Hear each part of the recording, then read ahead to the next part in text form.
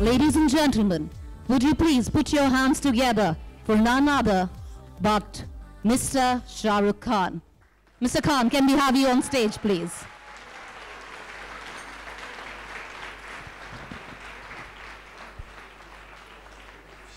Thank you very much, everyone. And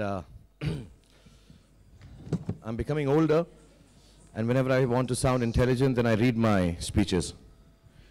And I start with quotes which make no sense. So 98% of the people who get the magazine say they read the cartoons first, and the other 2% are lying. David Remnick. Good evening, and thank you for giving me the honor to speak before you. When I was asked to talk about my tryst with the magazines, I felt a little nervous. Trysts are usually with lovers, romance-filled, in the dark.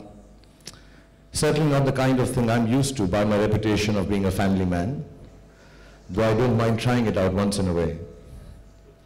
My relationship with magazines has not been that of a lover, because it began long before I was suddenly pasted on the covers. As a child, they were my window to the world. I devoured them, hid them from my sister, fought with her over them, chopped them up to paste bits of them on the wall of my room, and slunk them into school to read under the table.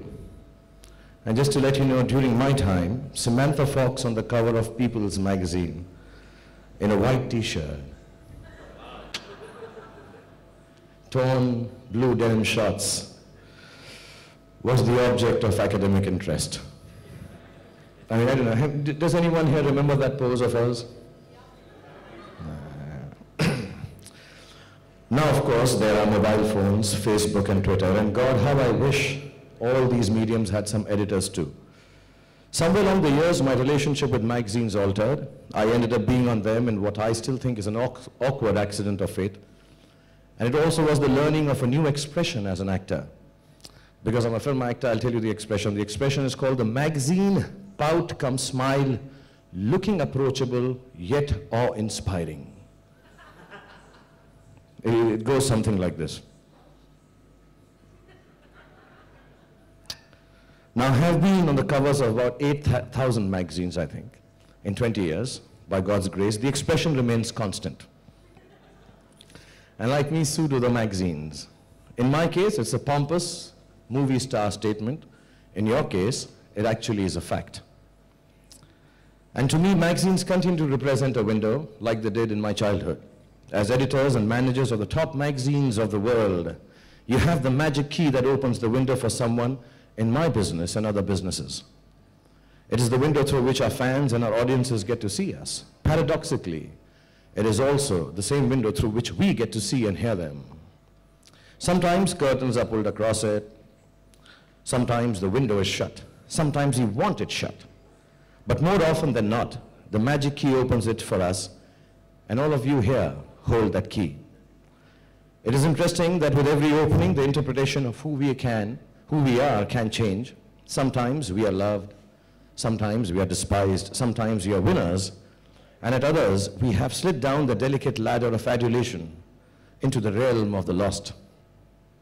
Some would like to think that we provide the content to magazines by what we do. I would like to think that we do so by being who we are. One of the challenges of being a public figure is to resist the monumental assault that being on magazine covers presents to our souls. And this genuinely is a personal issue I have. It is tempting to reinvent yourself, sound smarter, look prettier, even be someone else. But hell, none of it works. Who you actually are finally peeps through. To a discerning reader, the most perfect interviews reveal the sneaky little truths you are trying to disguise.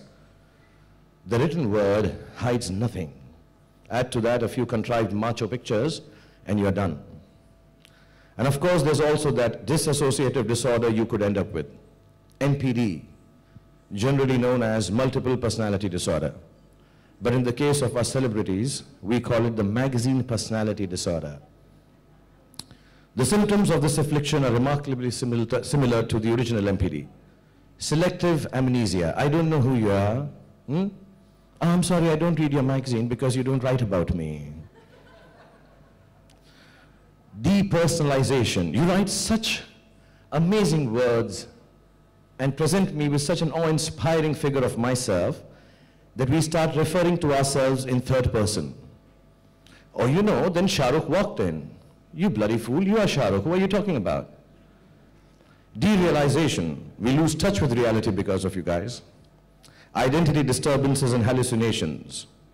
I'm on the cover of a magazine, the audience is youthful, I need to wear sneakers and a torn t-shirt. My film is intense, the write-up is about me being an amazing family man. Who the hell am I? It confuses me.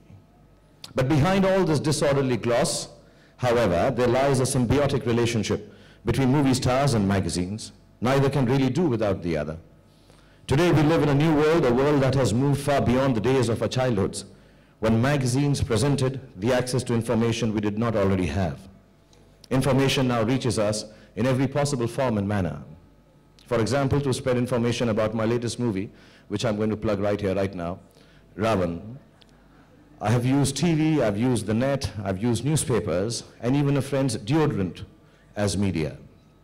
The movie star is no longer, or so he thinks, dependent on the magazine by itself. My children don't fight over the Illustrated Weekly. I don't even know if it is printed. Wonderful magazine years ago. They fight over 2 MB extra space, Facebook farms, and Twitter handles. And while each of these media have their own place, the magazine, I believe, continues to hold its own relevance as well. This is a testament to its endurance as a medium as well as its ability to transform itself to fit the needs of a changing world. For example, magazines like National Geographic have expanded into institutions, adding TV channels, mega stores, opportunities for exploration, etc., to their repertoire. But it is indeed telling that despite this, the magazine itself remains the USP. I imagine that this is largely due to the fact that magazines open up discourses at a level that other media do not. As the world of communication opens up, it also becomes increasingly unfiltered and often irresponsibly superficial. The magazine provides a perfect platform to deepen the quality of discourse and draw attention to issues that might otherwise remain ignored. As a public person, I have to admit, I expect little from the media. And this is not way of disappointment or whining or disillusionment. It is by way of practicality. Being a product myself, I understand the commerce of it all. I understand the compulsions just as well as I understand the need to survive. It would be hypocritical not to acknowledge that the media is a tool for me as much as I'm a commodity for it. There is much talk of fairness, of public figures and private spaces, much expectation from the public to be part of that privacy, and from public people to claim it. And I think it's all hogwash and it's all talk.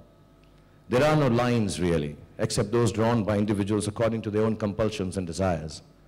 Fairness is not the manner of the public world. If I get it, I'm thrilled, and if I don't, I'm quite okay by it too. By and large, I have had a good write-up and relationships with magazines. So even today, when I want to feel loved, I read articles by my friend who's invited him here tonight, Jitesh Pillai, the editor of Filmfare. And when the love gets too much, and I need some hateful words, I just Google myself on the net and read the remarks people have written for me. It will also be true to say that because of all the different mediums of information available these days, media persons have themselves begun to straddle the celebrity world. I think this is a good thing. In a somewhat selfish way, at least for me, it ensures that they end up subject to some of the same situations that public figures do.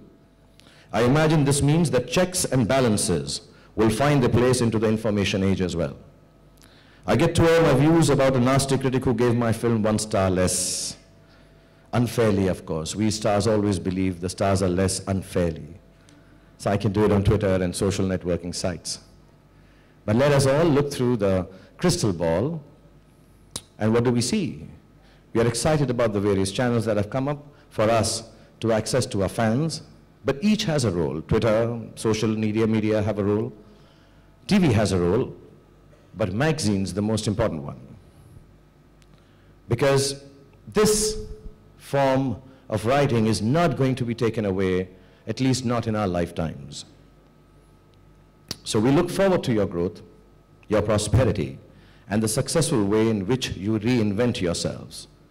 Secretly, let me admit as a star, we want you guys to reach out to more audiences because we as stars want to reach out to more audiences in a qualitative way. And you will help us do that.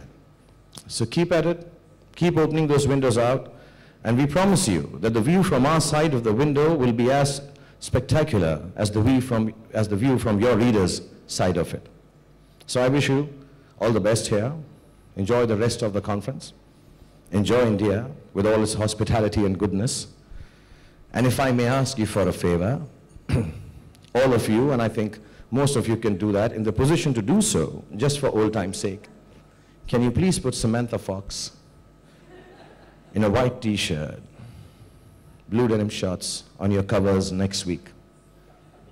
And on the side, please, let me talk about my film. Please watch Ravan, the movie as big as Samantha Fox, coming to a theater near you. Thank you, everyone. You have a good evening.